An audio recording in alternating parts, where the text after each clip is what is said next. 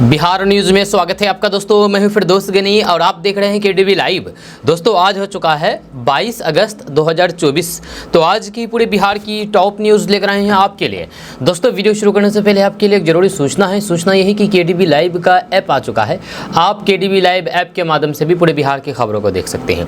KDV live app में बिहार के किसी भी खबर को 1 मिनट से भी कम समय में दिया जाता है। इस ऐप को इंस्टॉल करने के लिए प्ले स्टोर में जाइए, सर्च कीजिए केडीवी लाइव, आ जाएगा, उसको इंस्टॉल कीजिए और पूरे बिहार की खबरों को देखिए।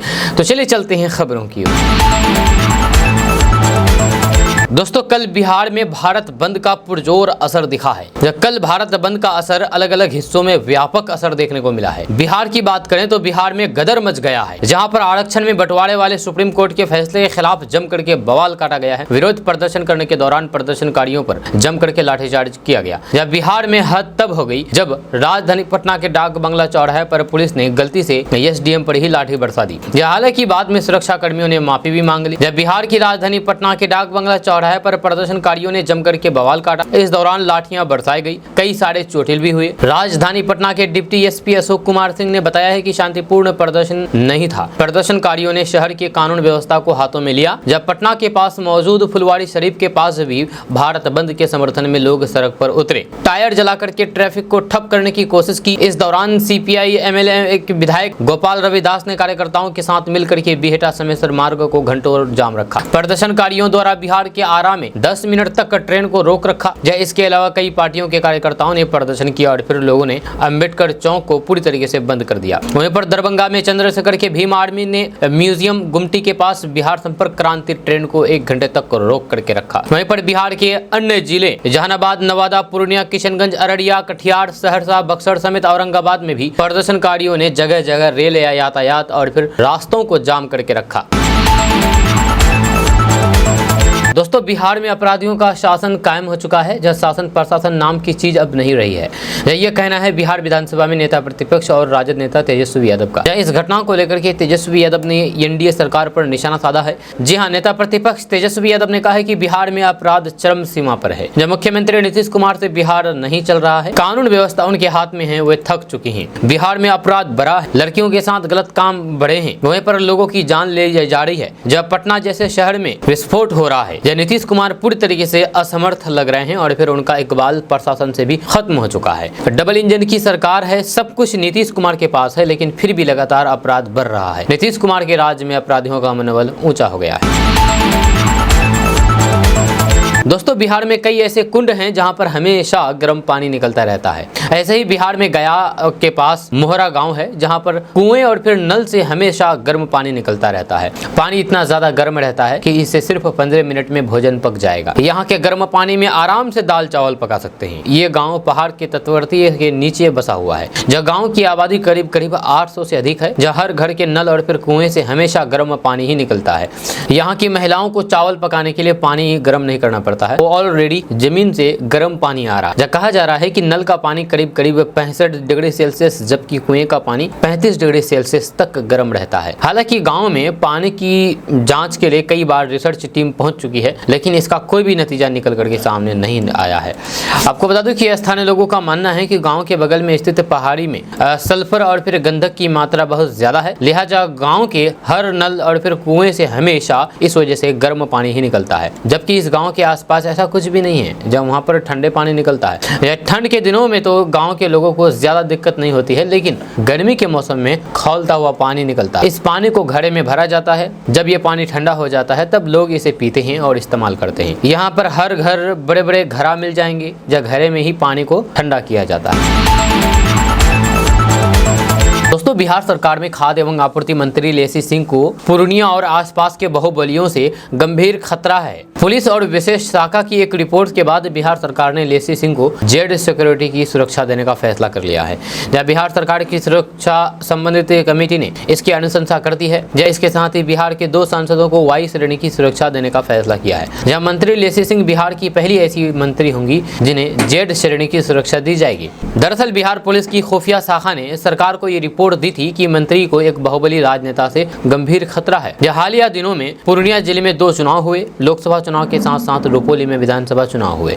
जो दोनों चुनाव में लेसी सिंह ने अपनी पार्टी की कमान संभाले रखा। पुलिस को ये सूचना मिली थी कि इससे एक बाहुबली नेता समेत कुछ और असामाजिक तत्वों में बौखलाहट है और फिर वे मंत्री को नुकसान पहुंचा सकते हैं। इसके बाद लेसी सिंह को जेड श्रेणी की सुरक्षा देने का फैसला किया गया। जब बिहार सरकार ने बिहार के 2 और सांसदों को वाई श्रेणी की सुरक्षा देने का फैसला किया। जब सीतामढ़ी से जदयू सांसद देवेश चंद्र ठाकुर और नवादा से बीजेपी सांसद विवेक ठाकुर की सुरक्षा को लेकर के बिहार पुलिस की खुफिया शाखा ने इनपुट दिया है। दोस्तों, SC/ST आरक्षण में क्रीमी लेयर और फिर सब कैटेगरी के खिलाफ भारत बंद के बीच बिहार के पूर्व डिप्टी सीएम तेजस्वी यादव ने एनडीए के नेताओं को घेरा है। जब तेजस्वी यादव ने केंद्रीय मंत्री जीतन राम मांझी से सवाल किया है कि वे सुप्रीम कोर्ट के आदेश का समर्थन कर रहे हैं, तो फिर खुद बताएं कि वे उनके बेटे संतोष सुमन और फिर परिवार के लोग क्रीमी लेयर में आते हैं या नहीं। उन्होंने मुख्यमंत्री नीतीश कुमार को बेचारा और लाचार करार दिया है। जो साथ ही साथ चिराग पासवान से उनके संपन्न दलितों को आरक्षण छोड़ देने वाले बयान पर भी सवाल उठाए हैं। जहाँ बिहार विधानसभा में नेता प्रतिपक्ष तेजस्वी यादव ने केंद्रीय मंत्री जीतन राम मांझी पर जमकर के निशाना साधा। उन्होंने कहा कि मांझी कहते हैं कि वे क्रीमी लेयर के लिए सड़क पर आ जाएंगे। उन्हें बताना चाहिए कि क्या उनका खुद का परिवार इसमें आता है या नहीं। क्या आंदोलन करने से पहले वे इस्तीफा देंगे। जब केंद्रीय मंत्री चिराग पासवान को आड़े हाथों लेते हुए तेजस्वी यादव ने कहा कि मांझी के बयान पर उनकी क्या प्रतिक्रिया है। दोनों नेता एक ही गठबंधन एनडीए में है, फिर भी दोनों के राग अलग अलग हो रहे हैं। तेजस्वी यादव ने कहा कि वही चिराग पासवान है जिनका कई जगह इंटरव्यू है जिसमें वे संपन्न दलितों को आरक्षण छोड़ने की अपील कर रहे हैं। उन्होंने आरोप लगाया है कि एनडीए सरकार लगातार इस तरीके का काम कर रही है कि आरक्षण को समाप्त कर दिया जाए। वहां पर चिराग पासवान सत्ता के भागीदार हैं। जब मुख्यमंत्री नीतीश कुमार मुंह में दही जमा बैठे हैं, वे लाचार हैं, बेचारे हैं, उनसे कुछ होने वाला नहीं है, यह कहना है तेजस्वी यादव का। दोस्तों, आध्यात्मिक गुरु और जूना अखाड़ा के महामंडलेश्वर पायलट बाबा 20 अगस्त 2024 को इस दुनिया को छोड़कर चले गए। पायलट बाबा ने 86 साल की उम्र में दिल्ली के अपोलो अस्पताल में अंतिम सांस ली। उनका अंतिम संस्कार हरिद्वार में किया जाएगा। पायलट बाबा के इंस्टाग्राम अकाउंट पर एक पोस्ट में उनके निधन की घोषणा की गई, जिसमें लिखा था कि ओम नमो नारायण। भरी मन और फिर हमारे प्रिय गुरुदेव के प्रति गहरी श्रद्धा के साथ दुनिया भर के सभी शिष्यों भक्तों को सूचित किया जाता है कि हमारे पूज्य गुरुदेव महायोगी पायलट बाबा जी ने महासमाधि ले ली है। आपको बता दें कि पायलट बाबा का मूल नाम कपिल सिंह था और वे भारतीय वायुसेना यानी कि IAF में विंग कमांडर थे। जब वे भारत पाकिस्तान के बीच हुए 2 युद्धों में बतौर लड़ाकू विमान पायलट के रूप में हिस्सा ले चुके थे। जब उनके बाद उन्होंने दुनिया को त्याग करके संत का दर्जा प्राप्त कर लिया था। इसी उपाधि के कारण बाद में उन्हें पायलट बाबा का नाम दिया गया। पायलट बाबा ने यह भी दावा किया था कि उन्होंने हिंदू महाकाव्य महाभारत के महान योद्धा आत्मथा से मुलाकात की थी, जो कि हिमालय की तलहटी में जनजातियों के बीच रहते थे। सॉरी सर, गलती हो गई, माफ कर दीजिए प्लीज। दरअसल कल भारत बंद था और इस भारत बंद में पुलिस द्वारा प्रदर्शनकारियों पर लाठीचार्ज किया गया और इस लाठीचार्ज का शिकार वहां के SDM भी हो गए। जहाँ SDM को भी पुलिस ने लाठी डंडा मार दिया, जिसके बाद पुलिसकर्मियों को गलती का एहसास हुआ और कहा कि सॉरी सर, सॉरी। आपको बता दूं कि देश भर में भारत बंद का असर जगह जगह पर देखने को मिला। इसका असर पटना में भी काफी बड़े पैमाने पर नजर आया। रिजर्वेशन के मुद्दे पर विरोध कर रहे प्रदर्शनकारियों पर लाठीचार्ज किया गया। प्रदर्शन कर रहे लोगों को शांत कराने पहुंचे SDM पर भी कुछ पुलिसकर्मियों ने गलती से लाठी मार दी। जब इस पूरे घटनाक्रम पर सीनियर अधिकारी की नजर पड़ी तो फिर उन्होंने SDM को अलग कर दिया। जब फिर SDM नाराज हो गए, जवानों ने तुरंत माफी मांगी। इसका वीडियो सोशल मीडिया पर तेजी से वायरल हो रहा है। बिहार में बंद के दौरान स्थिति को खराब करने वाले लोगों को कंट्रोल करने के लिए सख्ती भी दिखानी पड़ी। इस वजह से यहाँ पर बाजार कराने निकली भीड़ को रोकने के लिए पुलिस ने लाठीचार्ज करना शुरू कर दिया। इसी दौरान एक SDM ठेले पर लगे हुए जनरेटर को बंद करवा रहे थे। तभी कुछ पुलिस जवानों को कुछ दिखा नहीं और फिर लाठियां भाजनी शुरू कर दी। जवानों ने गलती से उन्हें भी प्रदर्शनकारी समझ करके लाठी मार दी। मैं हार नहीं मानूंगा, अर्श पर या फिर फर्श पर, बीच में रहने का कोई सवाल नहीं। ये कहना है मेरा नहीं, ये कहना है प्रशांत किशोर का। आपको बता दें कि 2 सालों से पदयात्रा कर रहे प्रशांत किशोर चुनाव की तैयारी में जुट गई है। जहां उन्होंने कहा कि 2025 में होने वाले विधानसभा चुनाव में अगर उनकी पार्टी को 130 या फिर 140 सीटें मिलती है तो वे इसे अपनी हार मानेंगे। उन्होंने बीजेपी और कांग्रेस पर भी हमला किया है। जनसुराज के अकाउंट से X पर इंटरव्यू का वीडियो पोस्ट किया गया, इसमें सवालों के जवाब में प्रशांत किशोर ने कहा कि मैं आपसे कह रहा हूं कि अगर हमें 130 से 140 सीटें मिल भी गई तो मैं इसे अपनी बड़ी हार मानूंगा। जब मैं इसे अपनी जिंदगी की बड़ी हार मानूंगा कि मैंने 3 साल तक अपनी जिंदगी, अपना अनुभव, अपनी मेहनत, अपना संसाधन, अपना सब कुछ, अपनी जिंदगी दांव पर लगा दी, और इसके बाद अगर हमें 130 सीटें मिली तो फिर मैं इसे अपनी निजी हार मानूंगा। मैं इसे जनसुराज की हार मानूंगा, अर्श पर या फिर फर्श पर, बीच में नहीं। जब प्रशांत किशोर ने इंटरव्यू में ही कहा कि लालू और नीतीश कुमार दोनों ने बिहार को नुकसान पहुंचाया है। इन दोनों से ज्यादा बीजेपी और कांग्रेस ने इसे बर्बाद किया है, क्योंकि लोगों को पता नहीं है कि लालू यादव ने सिर्फ एक बार अपने दम पर बिहार जीता है। नीतीश कुमार आज तक अपने दम पर बिहार नहीं जीत पाए हैं। इन दोनों को लोगों पर थोपना कांग्रेस की जिम्मेदारी है। जब कांग्रेस ने चंद सांसदों के लालच में बिहार को लालू के हाथों बेच दिया, आज बीजेपी भी यही कर रही है। जब बिहार की जनता को नीतीश के हवाले कर दिया गया है। दोस्तों, भारतीय किसान यूनियन के राष्ट्रीय प्रवक्ता राकेश टिकैत का एक विवादित बयान सामने आया है। राकेश टिकैत ने एक बयान में कहा कि भारत में भी बांग्लादेश और श्रीलंका जैसे हालात बन रहे हैं, जिससे यहाँ भी वैसा ही आंदोलन हो सकता है। राकेश टिकैत ने मीडिया की भूमिका पर भी सवाल उठाते हुए कहा है कि कोलकाता में डॉक्टर के साथ हुए घटना को लेकर के मीडिया ने जो सक्रियता दिखाई, वैसी मणिपुर की घटना पर भी क्यों नहीं दिखाती है।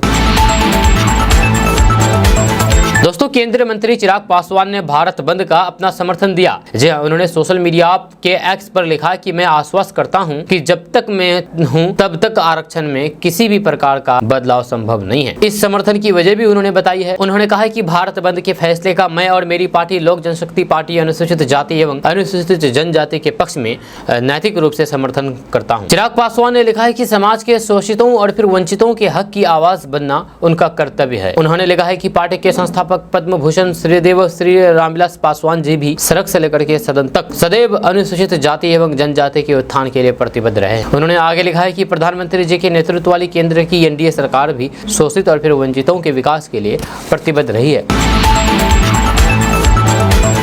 दोस्तों, सियासी गलियारों से एक बड़ी खबर सामने आ रही है। नीतीश कैबिनेट की एक बैठक में कुल 31 एजेंडों पर मोहर लगी है। इस मीटिंग में नीतीश सरकार ने जनता के हित में बड़ा फैसला लिया है। यह नीतीश कैबिनेट की बैठक में ये बड़ा फैसला लिया गया है। खेल विभाग में 466 पदों पर मंजूरी दी गई है भरने के लिए। इसके साथ ही राजगीर अंतर्राष्ट्रीय क्रिकेट स्टेडियम के लिए संविदा पर 33 पद मंजूर किए गए हैं। जब बिहार उत्कृष्ट खिलाड़ी सीधे भर्ती नियम में संशोधन को मंजूरी दी गई है। इसके साथ ही टाटा मेमोरियल अस्पताल से भी समझौते को मंजूरी मिली है। बड़ी बात यह है कि नगर निगम के कर्मचारियों को 7वें वेतनमान का लाभ मिलेगा। जब बिहार सरकार ने व्हीकल टैक्स को घटाया है। रजिस्ट्रेशन टैक्स घटाने के पीछे गाड़ियों का रजिस्ट्रेशन बढ़ाने के लिए किया गया है। मोटर वाहन नियमावली में संशोधन किया गया है, जहां गाड़ी रजिस्ट्रेशन की फीस कम हुआ है। 2 व्हीलर में के अब 1500 रुपए के बजाय 1050 रुपए लगेगा। नगर निकाय के कर्मियों को बड़ा तोहफा मिला है। सरकार ने 7वें वेतनमान का लाभ देने का फैसला कर लिया है। 1 जनवरी 2016 के प्रभाव से वैचारिक लाभ दिया जाएगा। आर्थिक लाभ 1 अप्रैल 2017 के प्रभाव से मिलेगा। वहीं पर बिहार की 9 से 14 साल की गर्ल्स को मुफ्त टीका लगेगा। 94 लाख गर्ल्स को सर्वाइकल कैंसर बीमारी से बचाव को लेकर की ह्यूमन पेपिलोमा वायरस टीकाकरण होगा। वहीं पर सीएम बालिका कैंसर प्रतिरक्षण योजना की स्वीकृति दी गई है।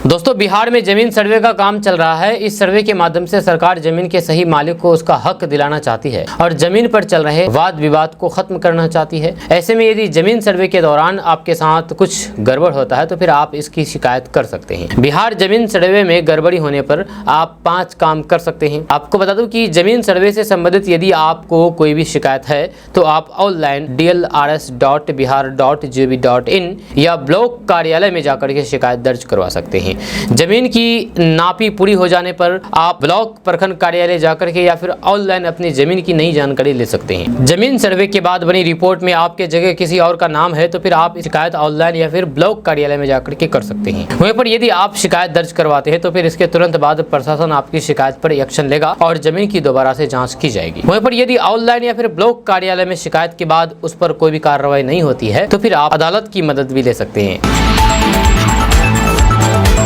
दोस्तों, बिहार में इस समय जमीन का सर्वे चल रहा है। ताजा रिपोर्ट्स के मुताबिक इस सर्वे के माध्यम से सरकार जमीन के कागजात को अपडेट कर रही है। ऐसे में सबसे बड़ा सवाल ये है कि यदि किसी ने सरकारी जमीन पर अपना घर बना लिया है उसका मालिक कौन होगा। खबर के अनुसार राजस्व एवं भूमि सुधार विभाग के सचिव जय सिंह ने इस संदर्भ में जानकारी दी है ताकि लोगों को इसके बारे में सही जानकारी मिल सके। साथ ही साथ उन्होंने कहा कि सर्वे के माध्यम से जमीनों के रिकॉर्ड अपडेट होंगे और नए खतियान भी तैयार होंगे। आपको बता दूं कि बिहार में जिनके पास सरकारी जमीन पर घर या फिर अन्य निर्माण का कागजात है उन्हें मालिकाना हक हक मिल जाएगा और नए खतियान में उनका नाम दर्ज होगा। जब वहीं पर अगर सरकार ने किसी को घर बनाने के लिए जमीन दी है तो ये जमीन उनकी ही रहेगी। हालांकि सरकार की ओर से दिए गए कागजात का होना जरूरी है। जब कागजात नहीं है तो फिर खतियान में नाम दर्ज नहीं होगा। वहीं पर बिहार में अगर किसी ने सरकारी जमीन पर गलत तरीके से कब्जा किया है, कागजात नहीं है, तो फिर खतियान पर नाम नहीं चढ़ा जाएगा। आपको बता दूं कि लंबे समय से कब्जे वाली जमीन के लिए भी वैध दस्तावेज प्रस्तुत करने पर ही खतियान में नाम दर्ज किया जाएगा।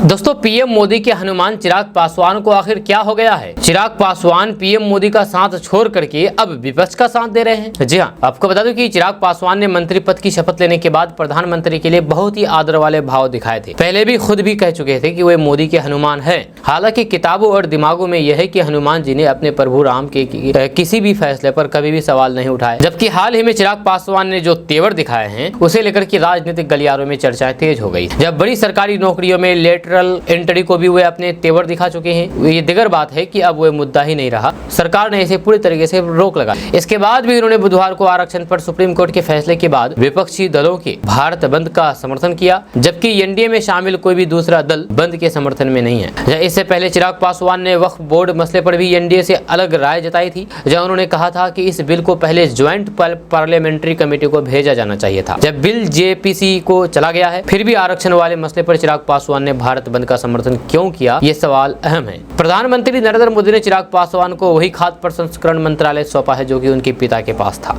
फिर भी पिता की राह से अलग होकर के चिराग पासवान ने कम से कम एक मुद्दे पर विपक्षी दलों का साथ तो दिया।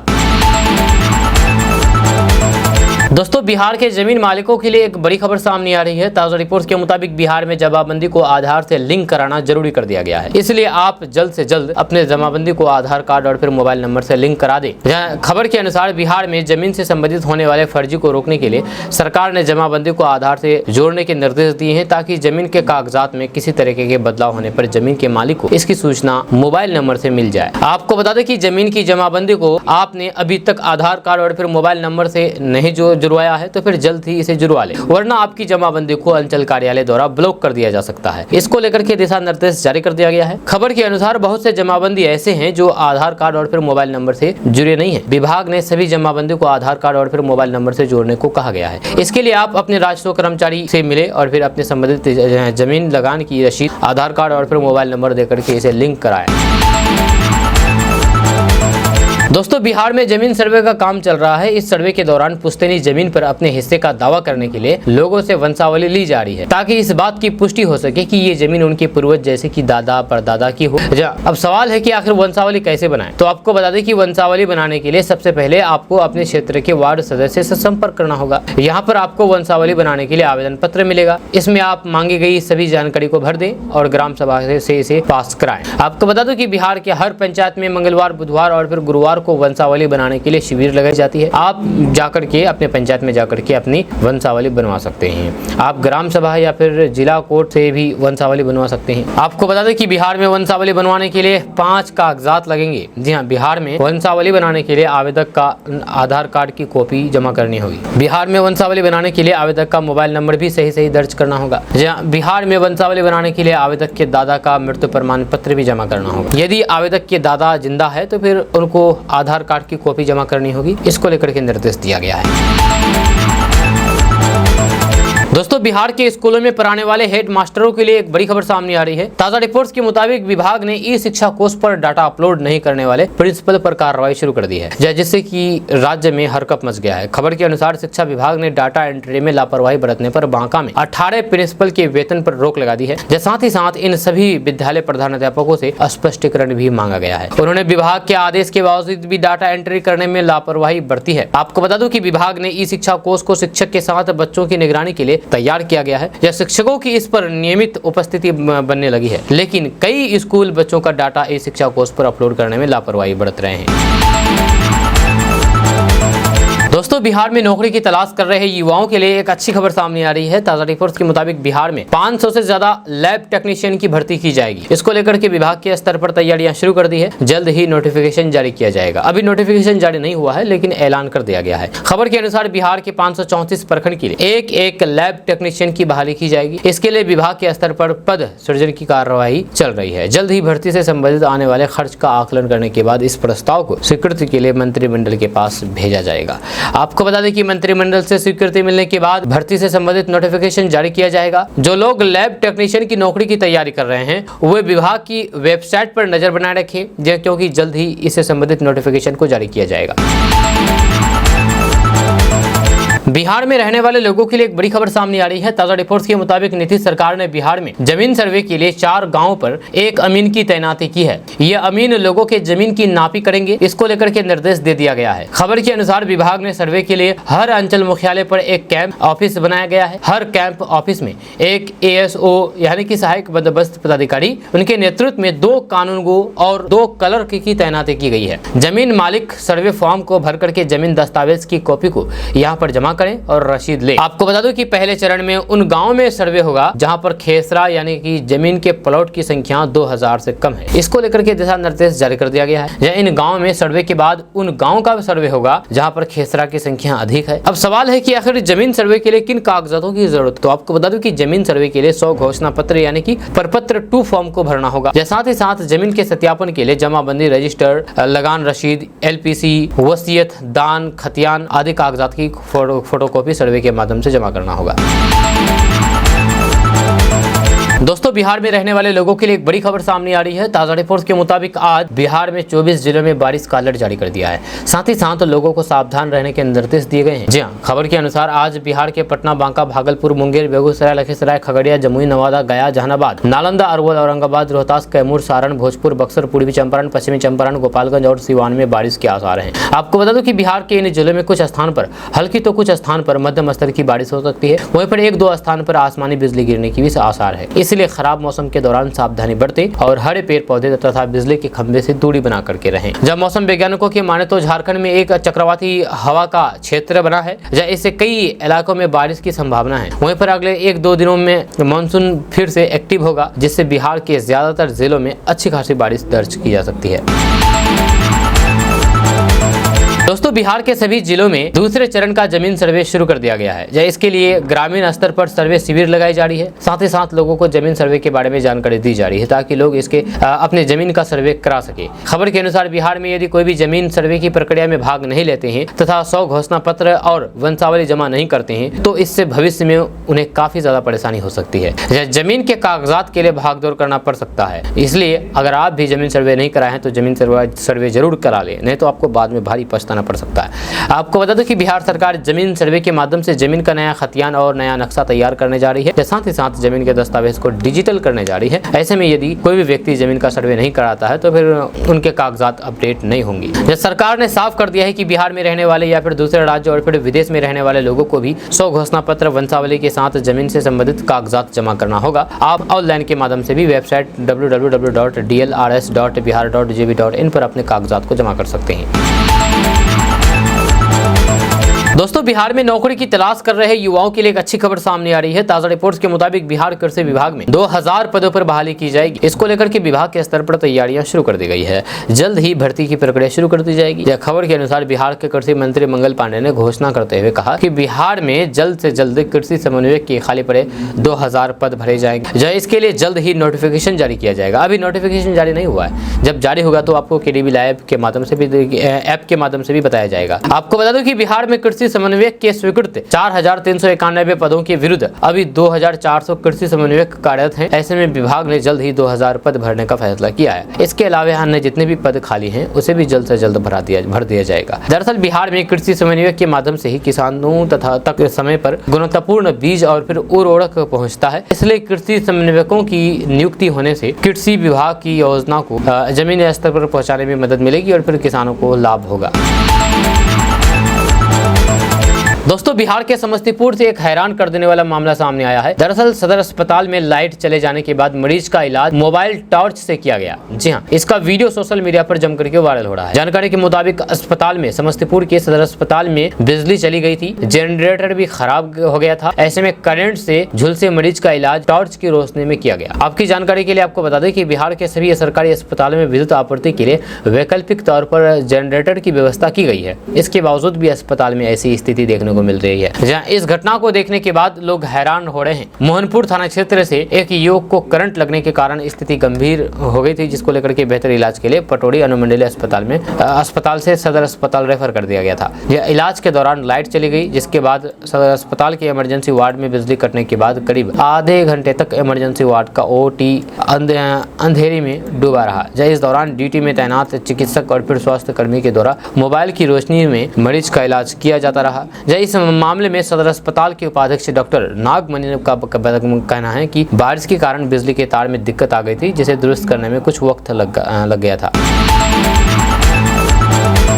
दोस्तों, बिहार के नेता प्रतिपक्ष तेजस्वी यादव ने एक बार फिर से सीएम नीतीश कुमार पर जमकर के हमला बोला है। इतना ही नहीं, उन्होंने सीनियर आईपीएस अधिकारी आरएस भट्टी का डीजीपी पद छोड़ करके बिहार से जाने की भी वजह बता दी है। तेजस्वी यादव ने कहा है कि नीतीश कुमार का इकबाल खत्म हो चुका है। नीतीश कुमार से बिहार संभल नहीं रहा है। अपराधी खुलेआम अपराध की घटनाओं को अंजाम दे रहे हैं। नीतीश कुमार गृह मंत्री भी हैं, उनके पास गृह मंत्रालय और फिर पुलिस महकमा भी की जिम्मेदारी है। लगातार अपराध की घटना बढ़ रही है। अपराधियों के मन में डर नहीं रह गया है। जब पुलिस प्रशासन का ट्रांसफर पोस्टिंग मुख्यमंत्री का चमचा और बेलचा करता हो तो फिर आप क्या अपेक्षा कर सकते हैं। हम लोग शुरू से ये बात कहते आ रहे हैं, बिहार में जो पुलिस महकमा का ट्रांसफर पोस्टिंग होता है, कुछ खास लोग जो हैं वही सब कुछ करते हैं। डीजीपी की नहीं सुनी जाती है। डीजीपी द्वारा एसपी डीआईजी की ट्रांसफर पोस्टिंग की बात की जाती है तो फिर मुख्यमंत्री का जो कुछ चमचा बेलचा है उसको नहीं मानते हुए अपने हिसाब से बिहार में ट्रांसफर पोस्टिंग किया जाता है। तेजस्वी यादव ने कहा है कि बिहार में ट्रांसफर पोस्टिंग क्यों किया जाता है, बिहार में कैसे हो रहा है, ये बिहार की जनता भली भांति जानती है। जब बिना चरावे दिए हुए एक भी ट्रांसफर पोस्टिंग बिहार में नहीं होता है। बिहार में हर दिन लूट में लगा हुआ है, बल्कि अपराधियों को पकड़ने में लगा रहना था, लेकिन ये लोग खुद को एक दूसरे को फंसाने में लगे हुए हैं। बिहार में लगातार लोगों की जान ली जा रही है, लड़कियों के साथ गलत काम किया जा रहा है और भी कई सारी घटनाएं हो रही है। सुप्रीम कोर्ट ने अनुसूचित जाति के आरक्षण में क्रीमी लेयर लागू करने की इजाजत देने के खिलाफ देश भर में दलित और आदिवासी संगठनों ने 14 घंटे का भारत बंद बुलाया। बिहार में भी दलित और आदिवासी संगठन भारत बंद के खिलाफ सड़कों पर उतरे हैं। अब आपको बता दूं कि बिहार की राजधानी पटना में प्रदर्शनकारियों पर पुलिस ने बेरहमी से लाठियां बरसाई। जहाँ एक प्रदर्शनकारी पर तो पुलिसकर्मी इतने भड़के कि उस पर मिलकर के लाठियां बरसने लगे, उसे सिर पर भी डंडे मारे गए। अब इसको लेकर के असंवेदनशील पर पुलिस की असंवेदनशीलता पर सवाल खड़े हो रहे हैं। आपको बता दो कि बिहार की राजधानी पटना में प्रदर्शनकारी सड़कों पर हैं और फिर पुलिसकर्मी हर जगह से भगा रहे हैं। दौड़ा करके पुलिस प्रदर्शनकारियों को पीटती रही है, जब पैदल और गाड़ी से चलने वाले प्रदर्शनकारियों को भी पुलिस पकड़ करके पीट रही थी। ये कल का मामला है। मारपीट की ये तस्वीरें सोशल मीडिया पर भी फूट रही है। जब पुलिस के रवैये को लेकर के अब सवाल खड़े हो रहे हैं कि कैसे कोई संवैधानिक संस्था किसी का ऐसे उत्पीड़न कर सकती है। आपको बता दें कि सुप्रीम कोर्ट में मानवाधिकारों से जुड़े हुए मामलों को देखने वाले वकील शुभम गुप्ता बताते हैं कि पुलिस का ये रवैया शर्मनाक है। जब पुलिस के खिलाफ मानवाधिकार आयोग को एक्शन लेना चाहिए या सुप्रीम कोर्ट को खुद इस मुद्दे पर संज्ञान लेना चाहिए या किसी भी संवैधानिक संस्था के लिए ये शर्मनाक है जब पुलिस जनता की सेवा के लिए है, बल प्रयोग के लिए नहीं।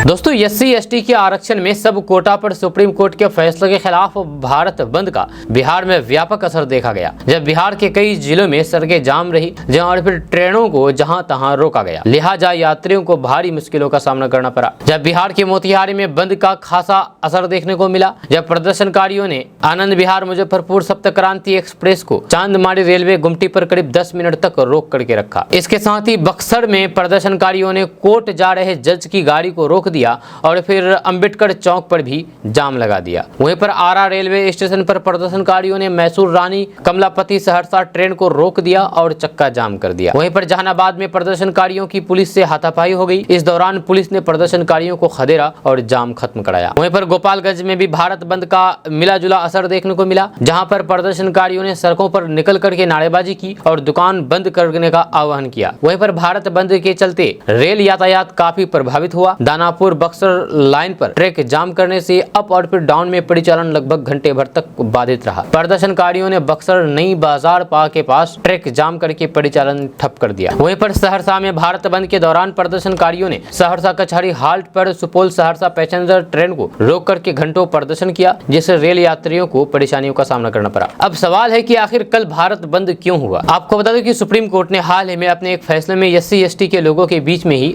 अलग अलग श्रेणियां बनाने की राज्य सरकार को मंजूरी दी थी। कोर्ट ने कहा था कि आरक्षण का सबसे अधिक फायदा जरूरतमंदों को मिलना चाहिए। ऐसे में इस फैसले के खिलाफ दलित और फिर आदिवासी संगठन के राष्ट्रीय परिसंघ ने भारत बंद का ऐलान किया। जब कई संगठनों ने इस बंद का समर्थन किया। सुप्रीम कोर्ट के फैसले के खिलाफ भारत बंद का आह्वान किया गया, क्योंकि कोर्ट के इस फैसले को दलित और फिर आदिवासियों के संवैधानिक अधिकारों के खिलाफ बताया गया था।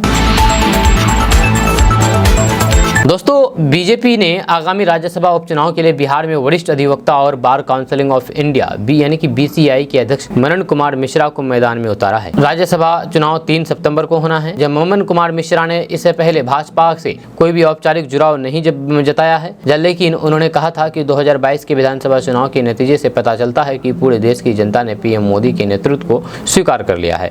ऐसे में लोग ये जानना चाहते हैं कि आखिर मनन कुमार मिश्रा कौन है और क्या करते हैं और क्यों भाजपा ने इन पर भरोसा जताया है, राज्यसभा भेजने का फैसला किया है। आइए आपको बताते हैं, जानते हैं इस बारे में विस्तार से। आपको बता दें कि मनन कुमार मिश्रा मूल रूप से बिहार के गोपालगंज जिले के कुचायकोट प्रखंड के तिवारी खरैया गांव के रहने वाले हैं। मनन कुमार मिश्रा ने अपनी शुरुआती पढ़ाई भी गोपालगंज से ही की है। मनन कुमार मिश्रा के पिता स्वर्गीय शिवचंद्र मिश्रा भी गोपालगंज व्यवहार न्यायालय के वरिष्ठ अधिवक्ता थे। मनन कुमार मिश्रा ने 1980 में पटना लॉ कॉलेज से वकालत की डिग्री ली थी। मनन कुमार मिश्रा अपने बैच के टॉपर और गोल्ड मेडलिस्ट रहे हैं। जी मनन कुमार मिश्रा ने गोपालगंज सिविल कोर्ट में वकालत कैरियर की शुरुआत की थी। इसके बाद उन्होंने 1982 में पटना हाईकोर्ट में प्रैक्टिस शुरू की। मनन कुमार मिश्रा वर्तमान में भी बार काउंसिल ऑफ इंडिया यानी कि BCI के अध्यक्ष हैं। मनन कुमार मिश्रा को सर्वसम्मति से लगातार तीसरी बार BCI के सदस्य प्रतिनिधि के रूप में चुना गया है। मनन कुमार मिश्रा पहली बार 17 अप्रैल 2012 में BCI के चेयरमैन निर्वाचित हुए थे। इसके बाद मनन मिश्रा 9 नवंबर 2014 को BCI के चेयरमैन बनाए गए। तब से लेकर के ये सिलसिला लगातार बदस्तूर जारी है। आपको बता दूं कि मनन कुमार मिश्रा के नाम 7 बार काउंसिल ऑफ इंडिया यानी कि BCI का चेयरमैन निर्वाचित होने का रिकॉर्ड है। मनन कुमार मिश्रा सुप्रीम कोर्ट में वकालत भी करते हैं। मनन कुमार मिश्रा पहली बार 1989 में बिहार स्टेट बार काउंसिल के सदस्य बने थे। इसी बीच 2007 में इन्हें वरीय अधिवक्ता बनाया गया था। मनन कुमार मिश्रा साल 2010 में पहली बार BCI में स्टेट बार काउंसिल के प्रतिनिधित्व के रूप में निर्वाचित हुए थे, जब उस दौरान वे भाजपा से जुड़ करके दल के लिए भी काम किया करता था।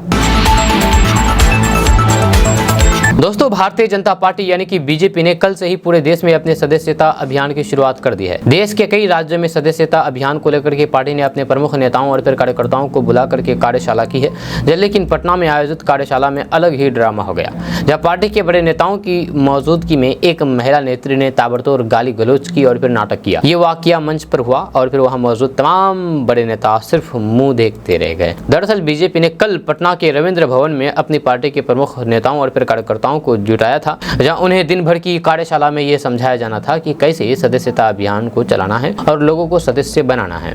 इस कार्यशाला में शामिल होने के लिए दिल्ली से BJP के राष्ट्रीय महामंत्री सुनील बंसल के साथ साथ सदस्यता अभियान के बिहार प्रभारी और फिर गाजियाबाद से सांसद अतुल गर्ग पहुंचे थे। वहीं पर बिहार BJP के प्रदेश अध्यक्ष दिलीप जायसवाल, डिप्टी CM सम्राट चौधरी और विजय कुमार सिन्हा, केंद्रीय मंत्री नित्यानंद राय और सतीश चंद्र डूबे के साथ साथ प्रदेश के तमाम पदाधिकारी और फिर राज्य भर के प्रमुख नेता मौजूद थे।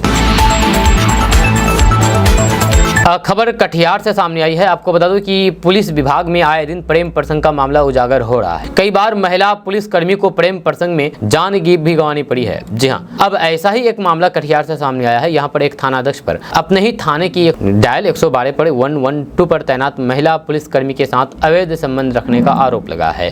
यह आरोप महिला के पति ने पुलिस अधीक्षक जितेंद्र कुमार को लिखित आवेदन देकर के लगाया है। उन्होंने SP को दिए गए आवेदन में थानेदार पर उचित कार्रवाई की मांग की है। इधर SP ने आवेदन मिलते ही मुख्यालय डीएसपी को जांच का आदेश दिया है। जब महिला सिपाही के पति ने आवेदन में बताया है कि उनकी पत्नी महिला सिपाही के पद पर डायल 112 में पद स्थापित है, जब पत्नी और फिर थानाध्यक्ष एक ही मकान में ऊपर नीचे रहते हैं। जब पीड़ित ने कहा कि थानाध्यक्ष होने के कारण वह अपने पद का दुरुपयोग करके मेरी पत्नी के साथ नाजायज संबंध बनाए हुए हैं। उन्होंने कहा कि उन्हें पत्नी के इंस्टाग्राम अकाउंट से पता चला है कि थानाध्यक्ष के उनके पत्नी के साथ अवैध संबंध है। जब पीड़ित ने एसपी को आवेदन देकर के इस घटना की छानबीन करके थानाध्यक्ष के खिलाफ कानूनी कार्रवाई करने की मांग की है। थानाध्यक्ष ने कहा कि आरोप बेबुनियाद है। उन्होंने कहा कि बीते कई माह से महिला सिपाही और फिर उनके पति के बीच पारिवारिक विवाद चल रहा था। इसकी जानकारी उन्हें मिली थी। उन्होंने कहा कि जांच होने पर मामला स्पष्ट हो जाएगा।